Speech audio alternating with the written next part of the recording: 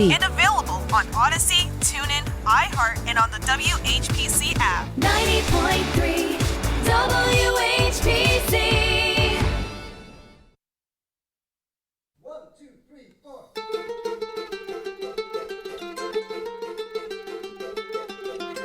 Hi everyone, this is Jewish Talk, coming to you from Nassau Community College on 90.3 WHPC. Also streaming on nccradio.org. This program is later archived on Spreaker.com and all on your favorite podcast platforms. This program, believe it or not, is repeated Sundays at 11 p.m. So, hi there, my name is Rabbi Perl. Good morning, good afternoon, and good evening.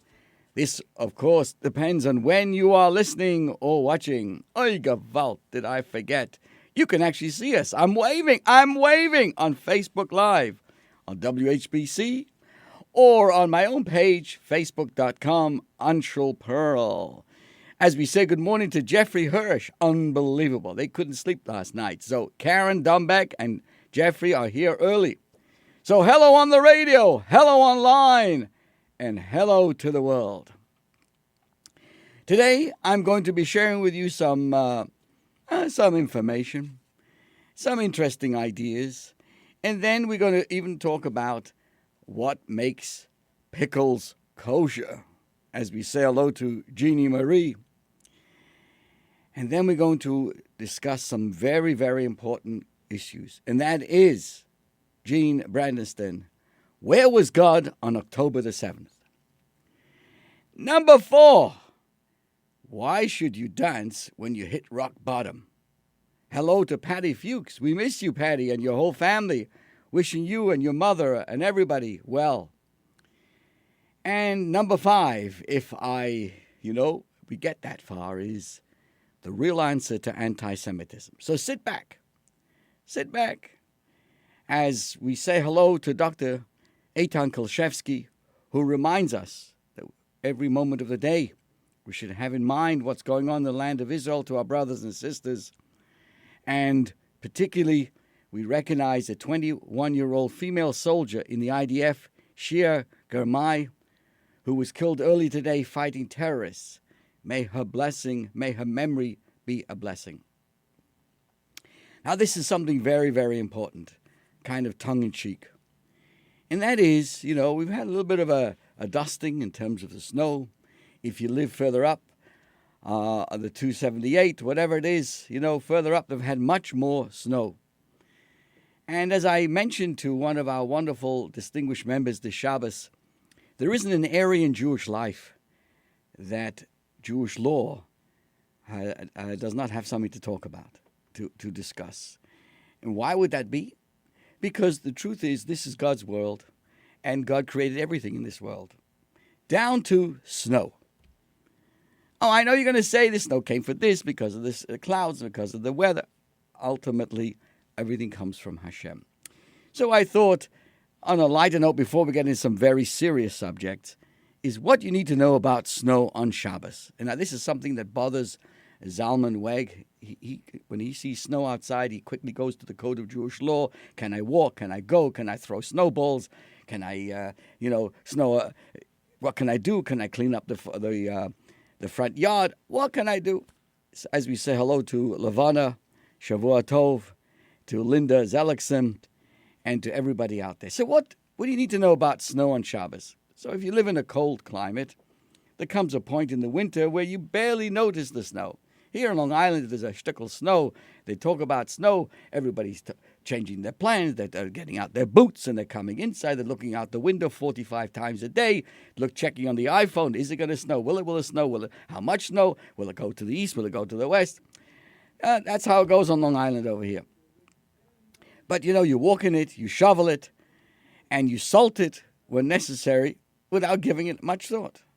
But here I wanted to share with you, again, in the spirit of knowing that there's something important about everything in life. And in fact, when it comes to Shabbat, there are special rules and considerations to be aware of when it comes to snow. As we say hello to Hope Lefstein.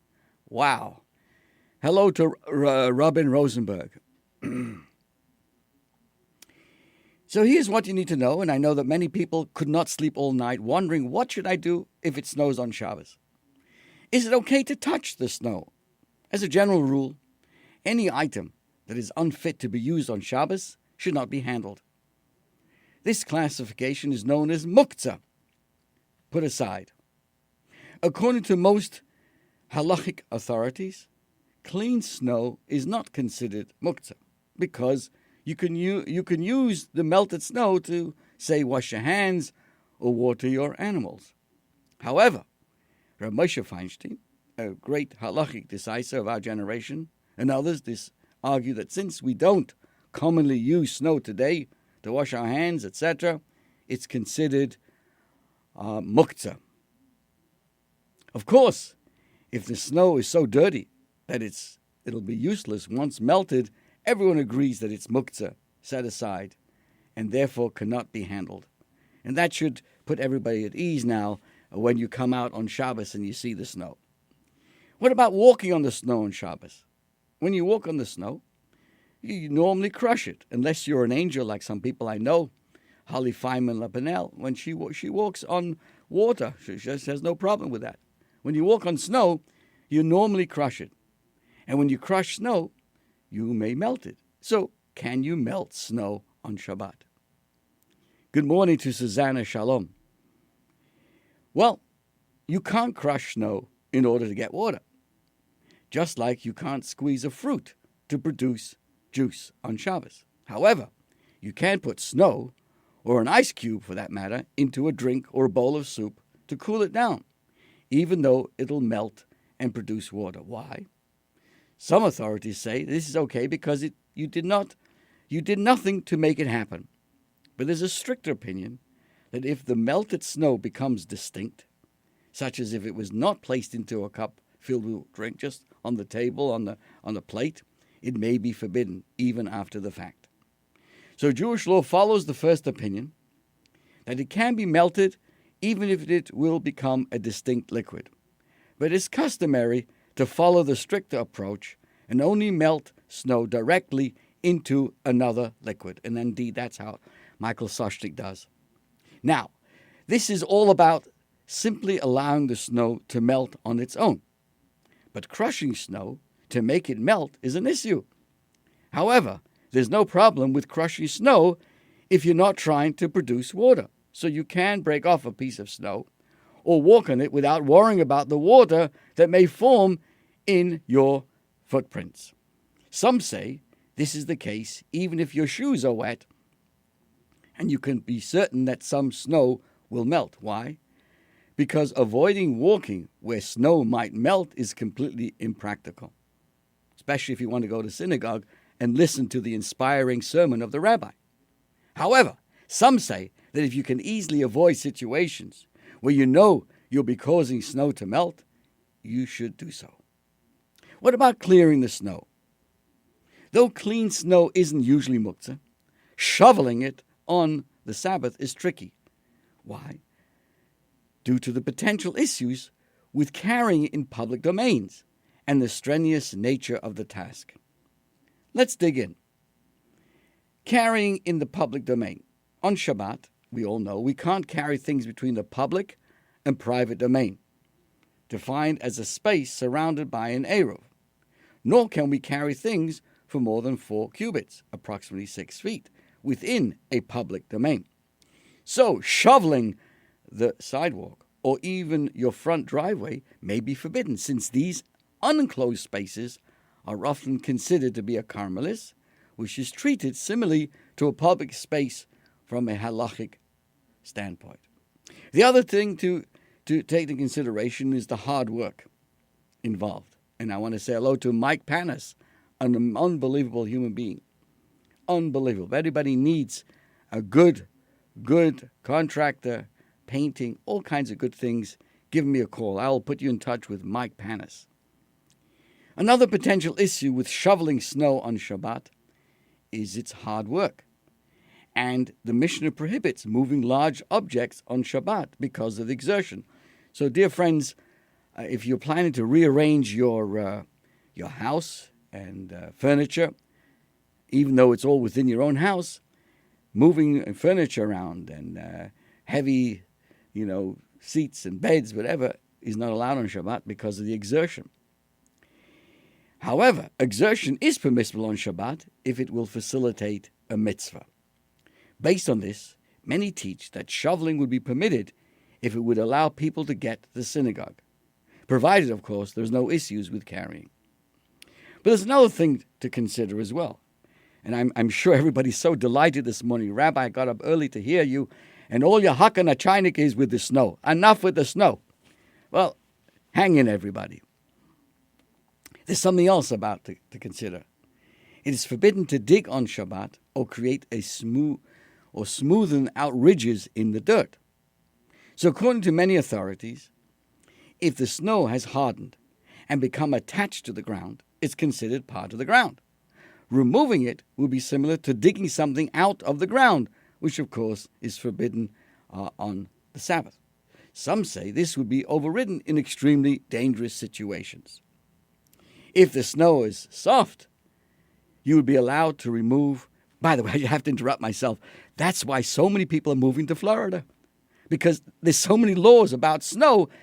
Who needs this already? So they move off to go down south to the land of our fathers. To worry about snow. Can you move it? Can you smooth it? Can you move it? Enough already. So seriously though, you will be, if the snow is soft, you will be allowed to remove it, provided it's on a hard surface, like a sidewalk or a driveway. However, shoveling on mud will be problematic because you may end up smoothing out the dirt, which is forbidden. What about salting? If there's no question of carrying, you can sprinkle salt on areas where you can't reasonably expect people to walk in order to prevent slipping. But you should wait until after the Sabbath before salting little-used walkways. Now, this is something that Dr. Kolshevsky is concerned about every year. He thinks about this. He researches it. Can you play in the snow or make snowballs on Shabbos? If the rabbi's walking by, there is no question. You throw it at him once, twice, 3 times till he gets the message.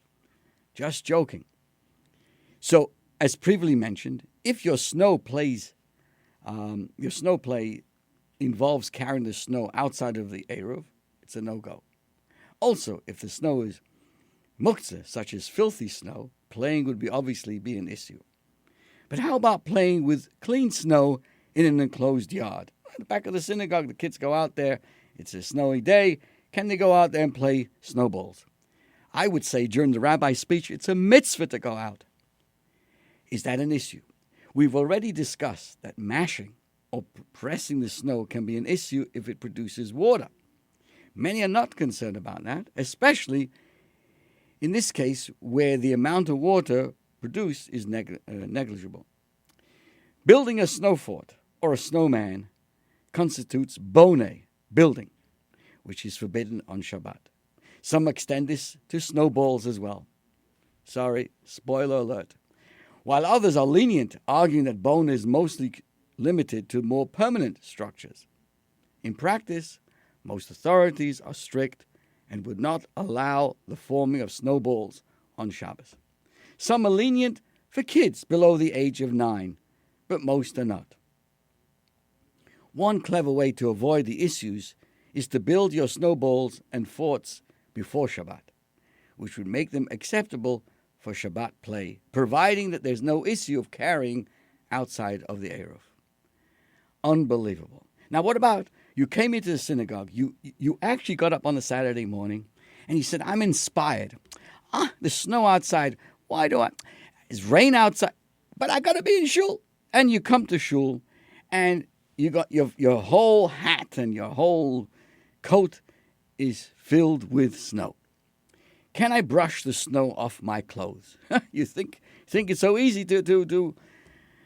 So you've come home from a snowy walk to the synagogue. Can you brush off the snow from your hat and your coat? Vigorously or strenuously shaking snow off a garment can potentially be an issue of melabain. It's called laundering, which is prohibited on the Shabbat.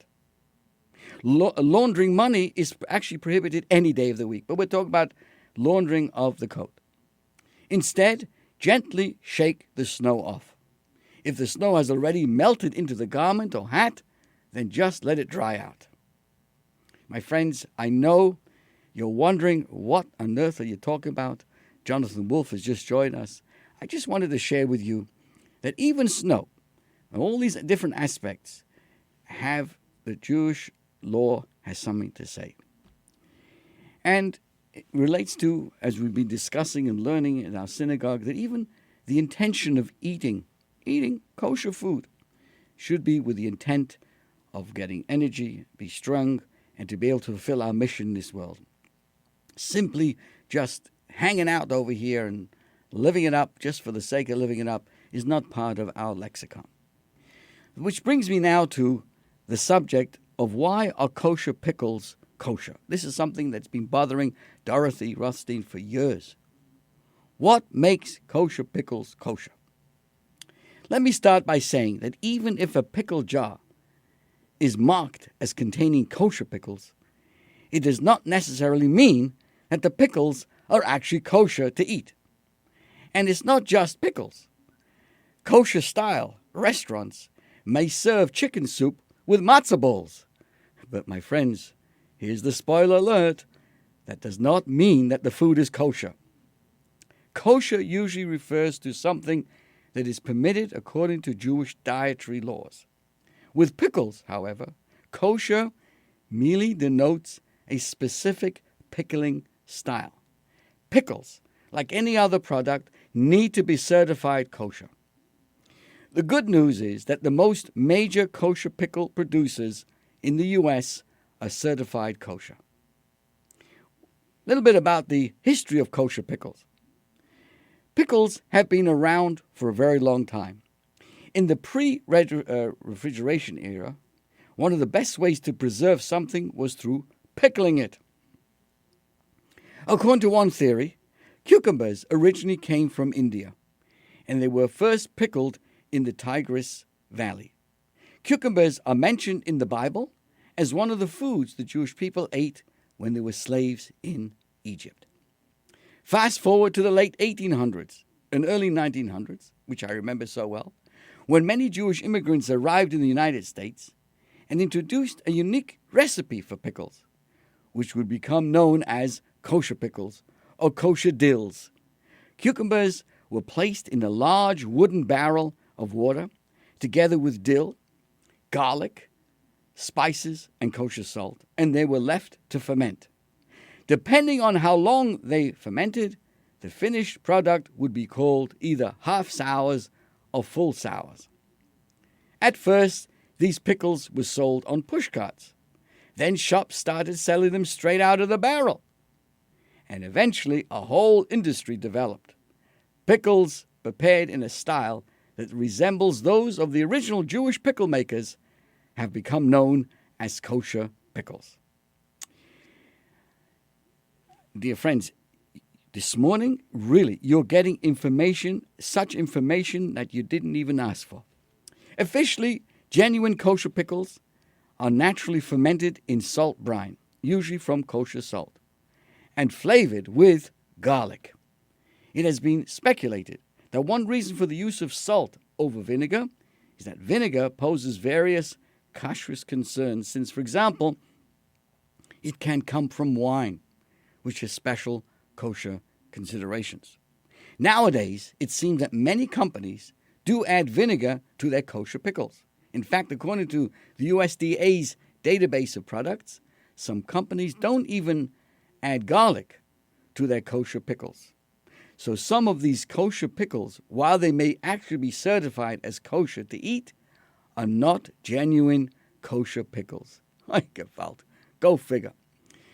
I feel that I'm really in a pickle right now, and therefore, between the sliding on the snow and figuring out what a kosher pickle is, I better get down to something very, very serious.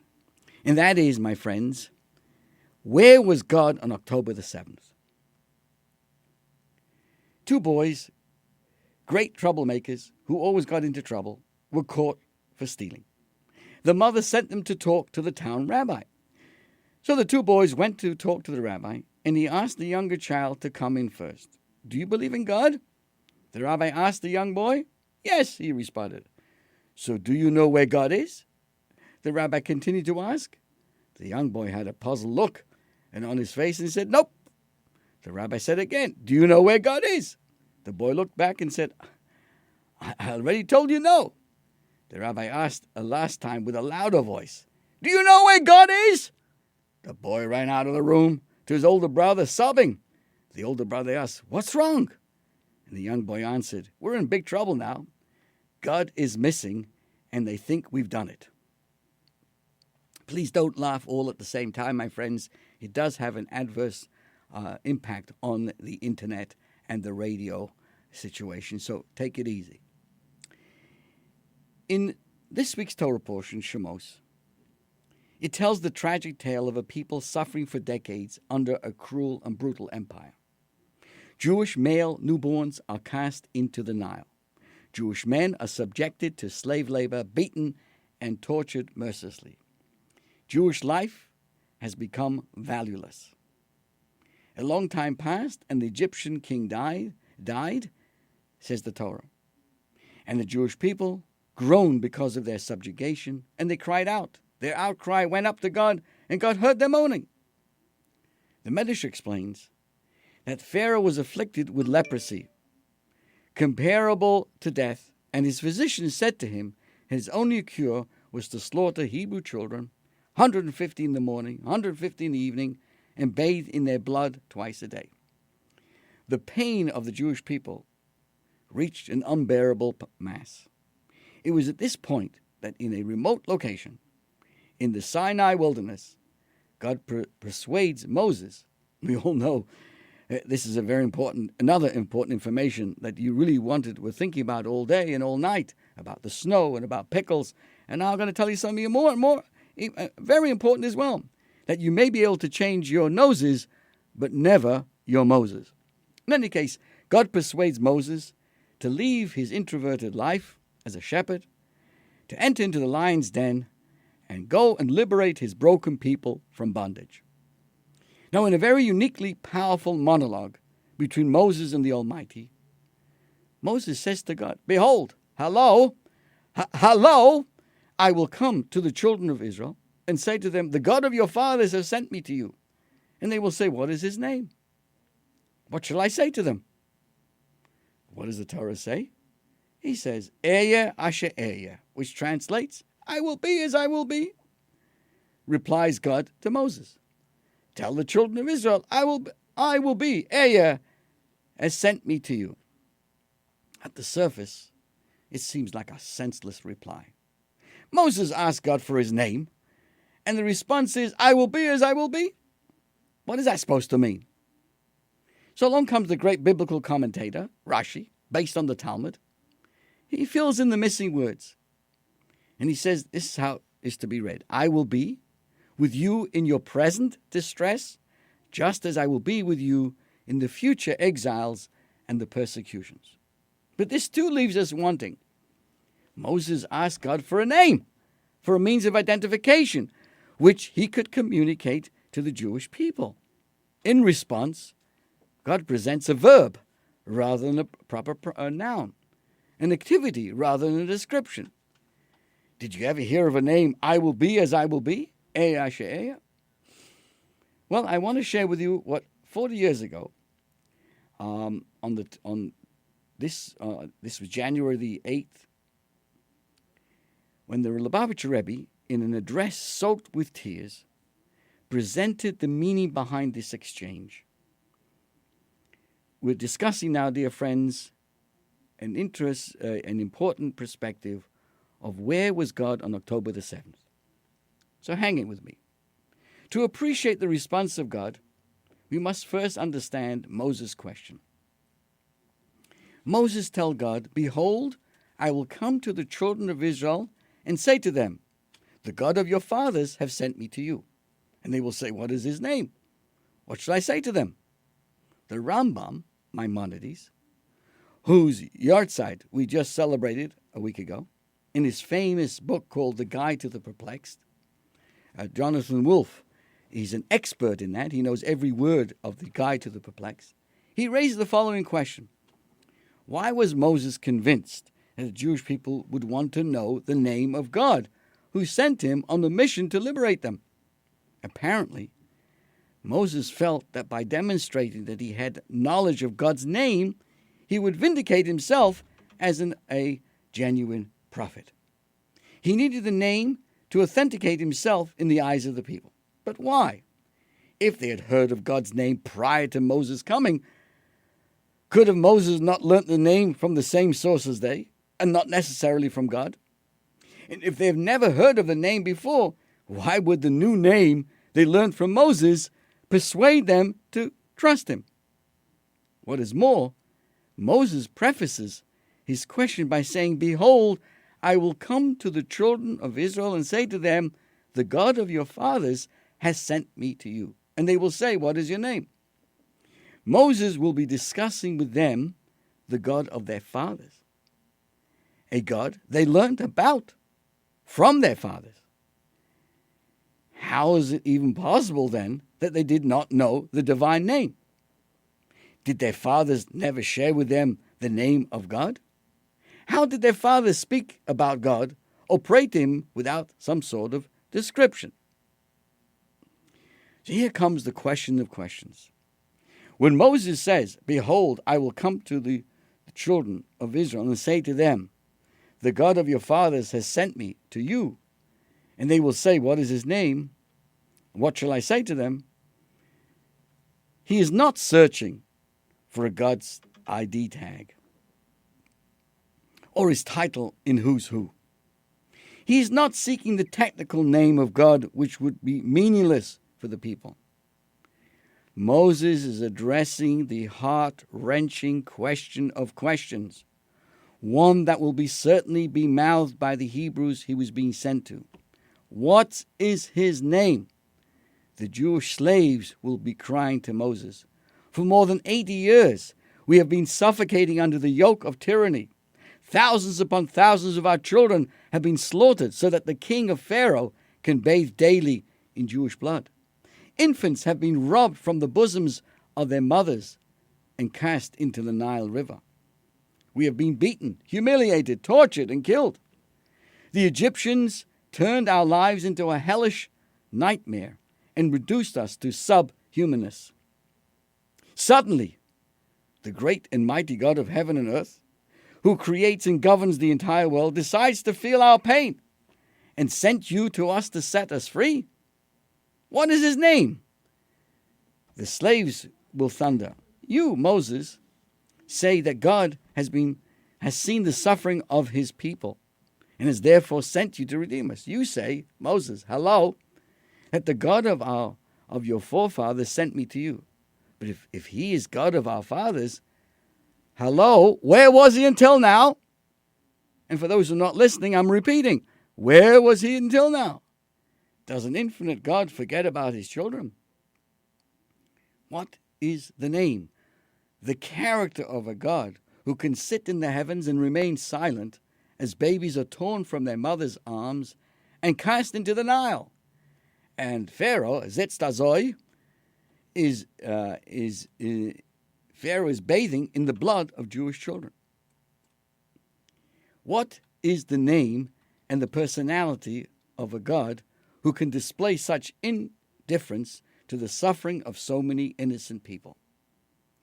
Where was he for the last 86 years when we had been languishing under the slave drivers' whips? Is this the God we ought to embrace? Is this the God we should trust? Now, I want you to know, the Rebbe was talking about this. I'm going to say this in Yiddish first. Wo is gewesen b'meshach koshi hashibud? Where was God during the harsh decrees? Pharaoh botzich, which is Yiddish, he's bathing in Yiddish blood. Tausende Yiddische Kinder seien umgekommen. God was sitting in heaven and watching this happen. Lo yomim v'ki super. And now you want us to be? A simcha hat uns getroffen. Now Hashem decided to send a messenger to tell us good news that in the future he will redeem us. I want you to know, dear friends, as the Rebbe spoke these words, he was choking up and sobbing bitterly. My words cannot describe the profound emotions that engulfed the entire audience in 770 as the Rebbe wept almost uncontrollably. The Rebbe was holding a handkerchief to wipe his tears. He then threw it to the table and let out a loud sigh. It was shocking how visceral the pain was. Everyone there in 770 cried with the Rebbe on that Shabbos. What is the response? What is the response to this? I'm going to interrupt myself because I see that Dr. Kilshevsky asked an interesting question. I keep on talking about Moses. And yes, remember that Moses was discovered in the basket, as we all know. Moses was the first basket case. And he was already 6 months old. Obviously, he already had a name. And the Medrash tells us that he had 10 different names suggested there. Tov, Tuvia, Yekusil. And it's interesting. I think everyone should know this, and I do appreciate this reference, Doctor. You see, in the course of our life, we all gain 3 names. There's a name our parents give us, the bris or a baby girl. There's a name society gives us, a teacher, a doctor, an engineer. Society gives us names. So there's names our parents give us. There's names the society gives us. The most important name that we have in the course of our life is the one we earn for ourselves. What do people say about the person? Do people say as a nudnik, weiß nicht was redt, dreht a Kopf? Is he a kind person? Is this person involved in community? Is this person only around to criticize? We see from Moses himself, his parents gave him perhaps Tov or Tuvia or Yukasil. This name also carried with what people looked up at Moses. He was the Kaveh, which means the hope for the future. But at the end of the day, the most important name to this baby was Moshe. Why? Why was he called Moshe? Because Minamayim Mishisihu. He was saved by the daughter of Pharaoh. Moses chose the name. Torah describes that's the name because he always wanted to show his appreciation that someone helped him out in his life. Let's go back to our question here today. Where was Moses? Where was Hashem on October the 7th? Never in history did God answer this question, the most poignant and painful of all questions, and the only thing in our world that atheism can explain, because it can't explain anything else. You see, the book of Job, dedicated to the question of why the innocent suffer, concludes with a revelation of God to Job, telling him, in essence, there is no way the human mind can create the logical constructs in which God's behavior can make sense. The finite and the infinite just don't meet. God does not give Moses an answer either in this discussion today. That is why, at the end of the week's portion, what do we read? Moshe cries out, "Why have you done evil to this people? Why have you sent me? From the time I came to Pharaoh to speak in your name, he did evil to this people, but you did not rescue us. Hello, where were you?" What God does tell Moses to communicate to the Jewish people is this: Eya asher eya. I will be as I will be. As the Talmudical sages and Rashi explains this, I will be with you in your present distress, just as I will be with you in future exiles and persecutions.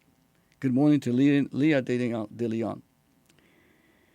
God confesses, I am a mystery. I am strange, infinitely strange. My script of history is unfathomable to the human mind and heart. My silence, says God, seems cruel. You ought to know one thing. You've got to think about this. What is God saying to us?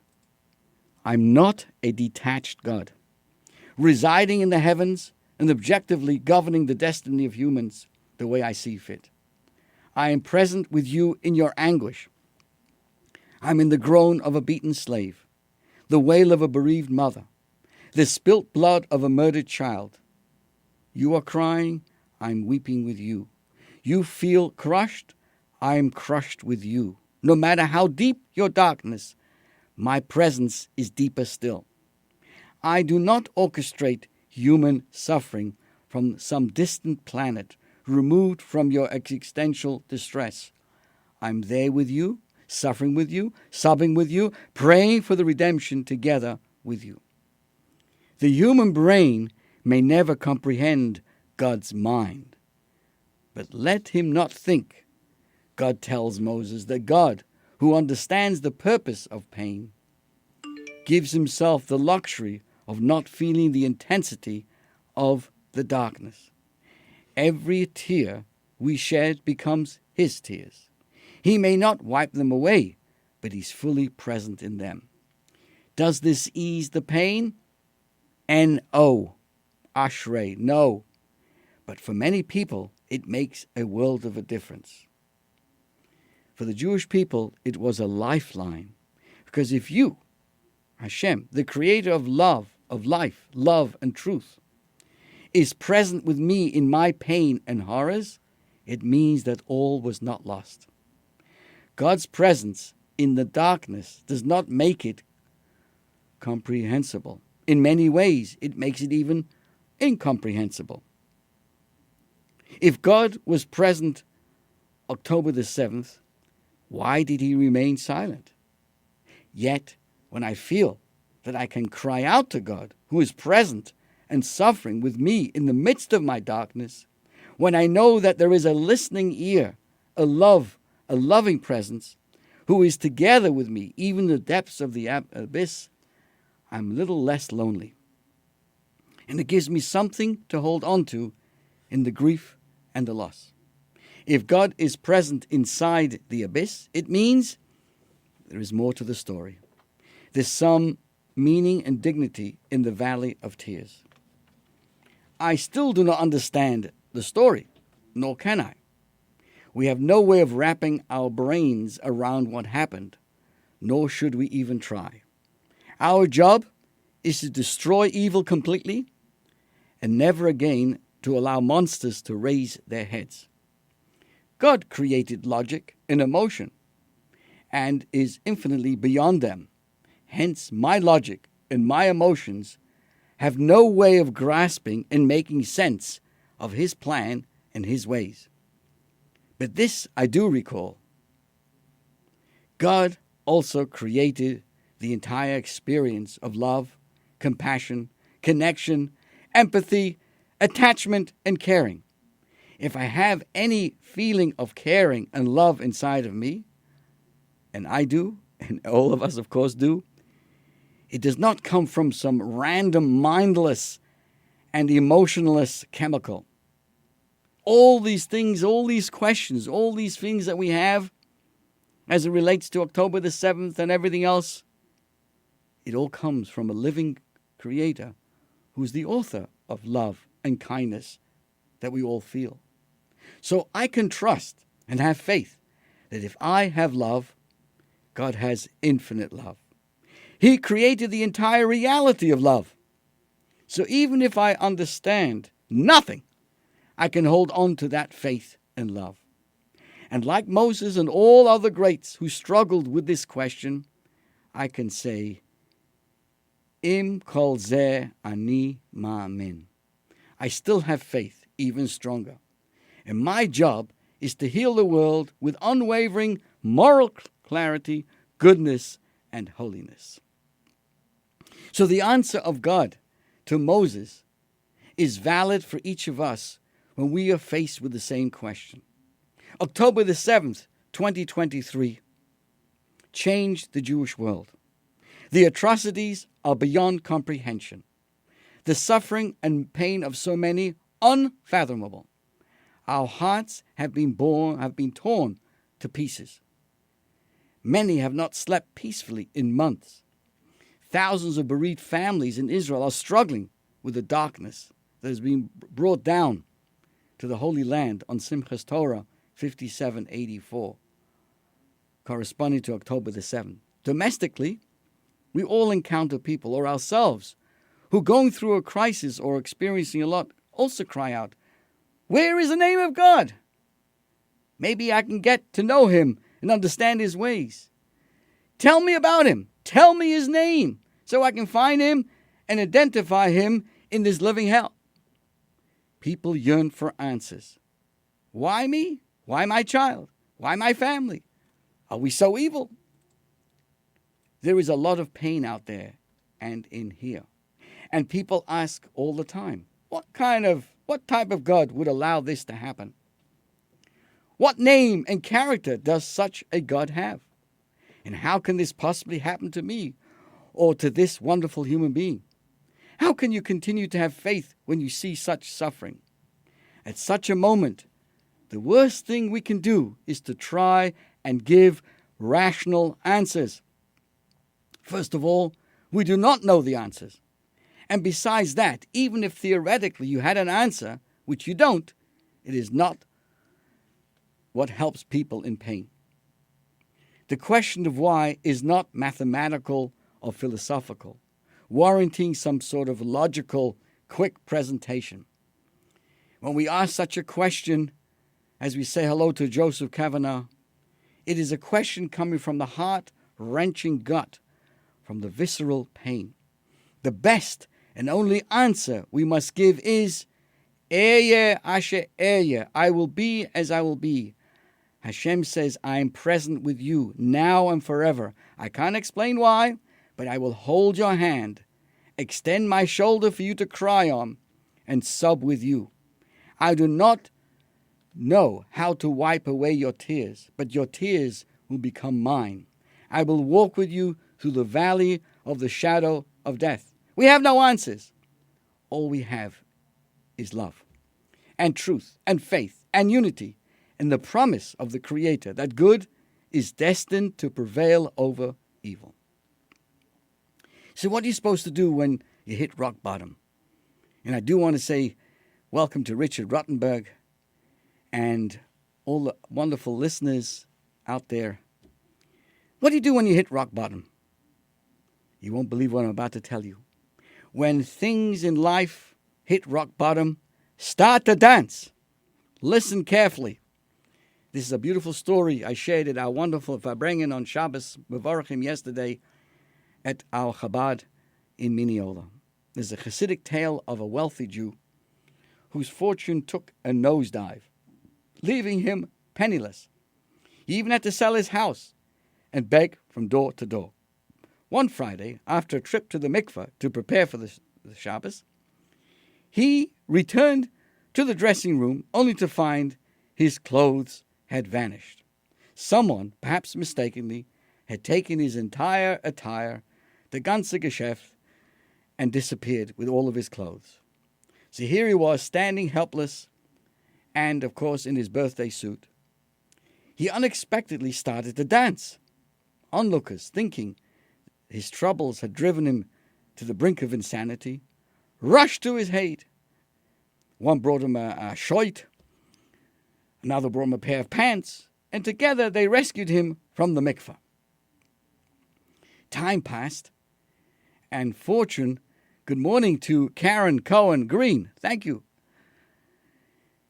Laura May, unbelievable, your son showed up in shul, he brought the house down.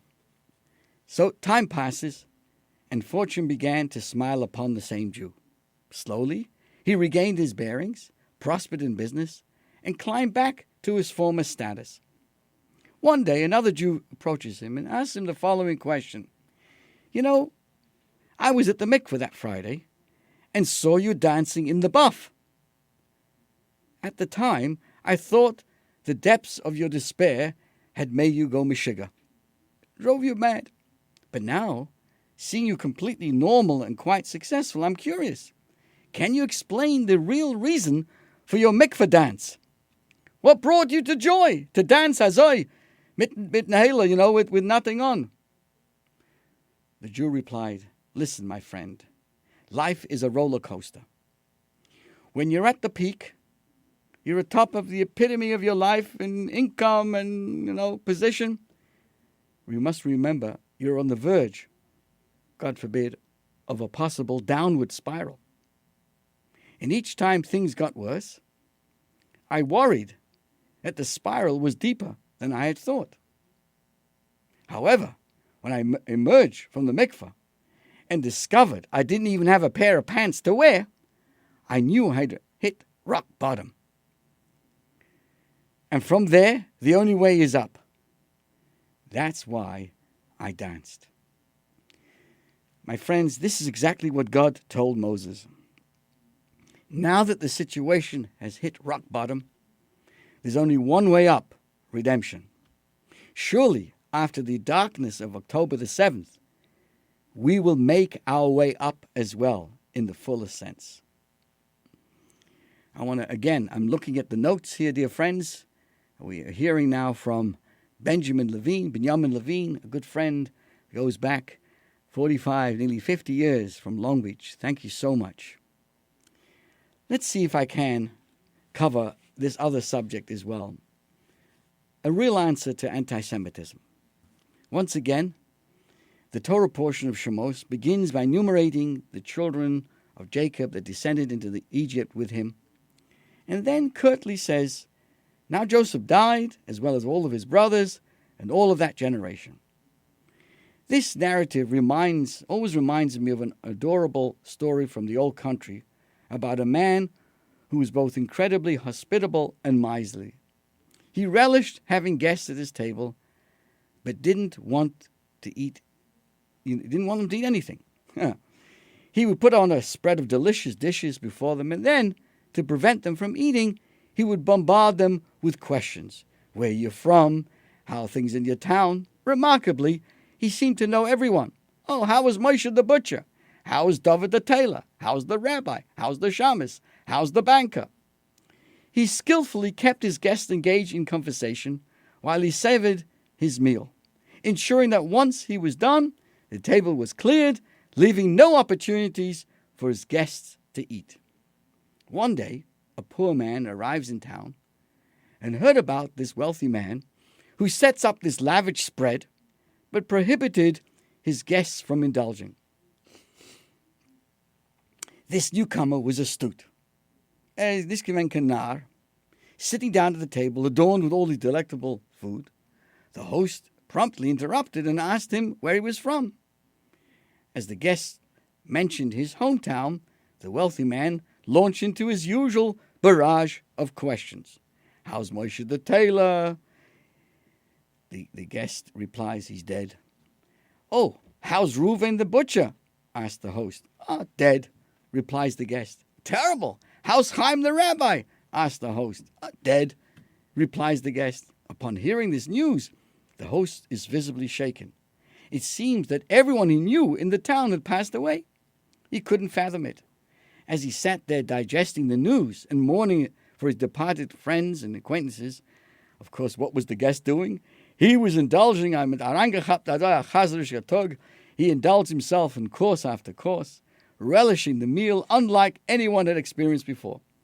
Finally, the host mustered some strength and he says, my friend, he said, regaining his composure, I must ask, how is it possible that everyone from your town is dead? The poor man, taking a sip of wine, clearing his throat, responds with a grin. When I'm eating, the whole world is dead. You get it, Kim? And we all wish Kim well. Thank you so much. Back to our portion. After informing that Joseph and his entire generation had died, the next verse says, and the children of Israel were fruitful and swarmed and increased and became very strong. According to Rashi, every mother was giving birth to sextuplets, 6 babies at a time. But then a strange thing happens. A new king ascends to the throne, and this new Pharaoh did not know Joseph. How could he not know Joseph? Joseph ruled Egypt for 80 years and saved the entire country from famine. There's a debate in the Talmud between Rav and Shmuel on this matter. One argues that the new Pharaoh was indeed a new king, while the other contends that it was the same old Pharaoh as before, but he acted as if he didn't know Joseph. How did this lack of recognition manifest itself? Pharaoh and his cabinet proceeds to deliberate on what to do with the Jewish problem. What's the Jewish problem?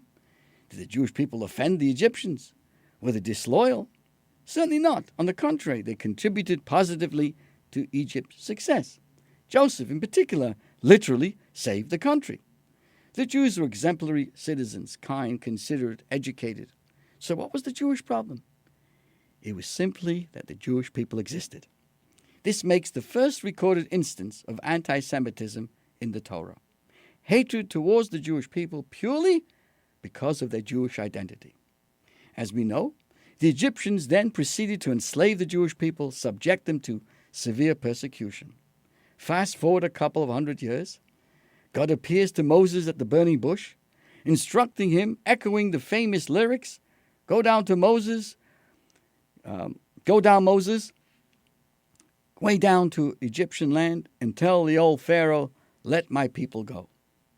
Moses responded by asking, when the people ask, where is God? What should I tell them, as we've been discussing? And what did God say? I will be what I will be. And Rashi explains that God is with us not only in the current, in that exile, but also in future exiles. Our sages taught that we've experienced 4 exiles throughout the ages: the Babylonian exile, the Greek exile, the Median exile, and the Roman exile, which has now lasted for 2,000 years. And God was saying, don't tell them, I've never, ever abandoned you. I will never abandon you. I was with you in Egypt. I will be with you forever, as we've been discussing. So I've always asked the age-old question, why don't they like us? What have we done? Nice people. Wherever we go, we contribute, not create any mayhem in any country. Wherever we go, we help. Wherever we go, we're loyal. We didn't harm Egypt or Persia or Media or Greece or Rome. On the contrary, we've always contributed. The same goes for Spain, Germany, Poland, Russia, and this list goes on. So enough. What's the business with the anti-Semitism? And the Rebbe shared a profound insight on this topic. I hope time allows us to get through this. If not, we'll continue next week. But the Rebbe shares, he draws an interesting connection to the Purim story. The wicked Haman, the evil prime minister, approaches King Ahasuerus. Your Majesty, he tells us how bad the Jewish people are. If they don't contribute to the country, I will pay you 10,000 silver pieces if you let me destroy them. What does Ahasuerus say? Keep your money, and you can do whatever you want with the Jews. He didn't even accept the payment. The Talmud quotes this episode and delves into the discussion about who hated the Jewish people more. Was it Haman or was it Ahasuerus? The question is then answered with a parable about 2 farmers. The first farmer had a large mound of dirt in his field, and the second farmer had a deep pit. The first farmer proposed, let me put my extra dirt in your field and I will pay you for it. The second farmer responds, I have a pit in my field and your dirt will help me. You don't have to pay me. The question the Rebbe asks is, what new insight do we gain from this parable? It seems to be the same story, adding nothing we didn't already know. But the Rebbe points out it's not just the same story. It's a lesson in the 2 paradigms of anti-Semitism. One approach is to say the Jewish people are a mound, elevated above everyone else. They have all the power, all this, and all the control, all the usual tropes. They control this, they control West, Wall Street, and this street, and that street. There's a second approach asserting that Jews are a pit, living off everybody else. They don't work, they just collect welfare, they're derelict. All they do all day is to study. They're a drain on the economy and don't contribute. The Rebbe explains that the parable teaches us an important lesson. The problem is not that the Jews are a mound, and the problem is not that the Jews are a pit. The problem is that they hate the Jews. And anti-Semitism cannot be fixed by trying to solve the supposed problem. Some argue if they hate us because we're successful, maybe we should lie low and act, poorer. Others suggest if they hate us because we lie low, maybe we should act wealthier and be better citizens. The only proper response to anti-Semitism is to be who we are, walk with your head held high, and be proud of who you are. This is what God tells Moses to tell the Jews. Before the final redemption, there'll be more exile. There'll be more anti-Semitism. But Hashem tells us then, and He tells us now, Eya Eshe Eya, I will be with you. I will never abandon you. Wherever you go, walk with your head held high. Continue to contribute. Continue to be hardworking. Continue to be the wonderful person that you are. This is how we earn the respect of God and man. And this is how we face anti-Semitism. My friends, this is a lot to talk about, a lot to think about. But my friends, it's important for us to be thoughtful. Two businessmen once approached the Alter Rebbe, the founder of Chabad, whose yahrzeit was this past week. We're in deep trouble, they began. We supply uniforms to the Tsar's army and have been unjustly accused of supplying inferior quality uniforms by our competition. We've been accused of treason. We're about to go to Petersburg for our trial, and although we've hired the best lawyers, not looking good. I want to ask you a question, said the Alter Rebbe. The Talmud says that kingship here on earth mirrors the kingship in heaven. How do we see that? And the two businessmen did not know the answer, nor could they understand what this has got to do with their problem. I will tell you the answer, continued the Alter Rebbe. Just as God's name is written in one way, yet we read it differently out of respect. The king is his given name, yet out of respect we call him Your Majesty the Tsar. With that, the Alter Rebbe blessed them, and they left his presence. The businessmen were disappointed. They'd come for the Rebbe for advice, or even better, a miracle. All they got was a speech. With no choice, they traveled to St. Petersburg. There, their attorney informed them that the situation looked bleak. The only advice at that point was to approach the Minister of Justice and beg for mercy. The Minister of Justice is a relatively nice guy, said their lawyer, and every day he takes a ride on his horse and carriage through the park. I suggest you stop him, throw yourself at his feet, and beg him for mercy. Reluctantly, the two followed his advice and went to the park. Upon seeing the minister's horse and carriage, they fell to the ground begging for mercy. Your Honor, they explained, we didn't do it. We're innocent people. Please, have compassion upon us and our children. Stand up. You seem to have made a mistake. You probably think I am the Minister of Justice. However, I am the Minister of Culture, so I cannot help you with your legal issues. However, he continued, you seem to be learned people, and perhaps you can help me with something. If you do, I promise to put a good word in to my friend, the Minister of Justice. The minister went on, the Tsar has given me 3 days to come up with the answer to a question he has about a Jewish teaching. The Talmud says that the kingship here on earth mirrors the kingship on heaven, and the Tsar wants to know how this is so. I've been researching and looking for this answer. The two businessmen were shocked. We know the answer, they told him. Just as God's name is written one way in the Torah and is pronounced differently out of respect, so too the king has a given name, and we call him His Majesty the Tsar out of respect. The Minister of Culture was very pleased with their explanation, and needless to say, the story ended well. I will be what I will be, declared God to Moses. When anti-Semitism first emerged so many years ago, the name of God resonating throughout all the eras served as a beacon by which we could recognize our connection to Hashem. More as we continue, let us walk comfortably with our heads held high, proudly demonstrating our identity, and continue to contribute to society and making the world a beautiful home for all of us to live side by side. This is your host, Rabbi Perl, wishing you a wonderful, safe, good week. Stay well, drive carefully.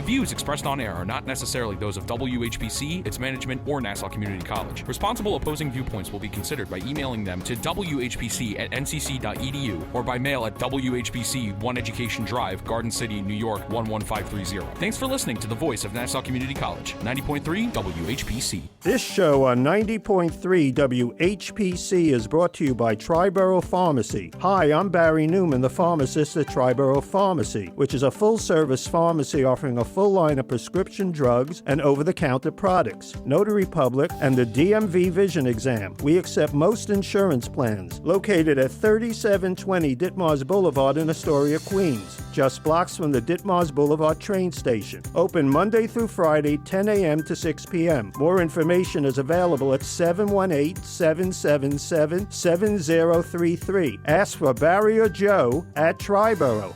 This show is brought to you by On the Road Again Motorcycle School. Hi, I'm Steve Bertolini, the president of On the Road Again Motorcycle School, and I'd like to tell you that life is short, so live a little by learning how to ride a motorcycle. Classes are available from beginner riders to advanced, including private lessons. Lessons are offered on the campuses of Nassau Community College and Suffolk Community College, also offering the license waiver class, where you can skip the DMV. More information about On the Road Again Motorcycle School can be found at 631-862-RIDE. That's 631-862-RIDE. Or online at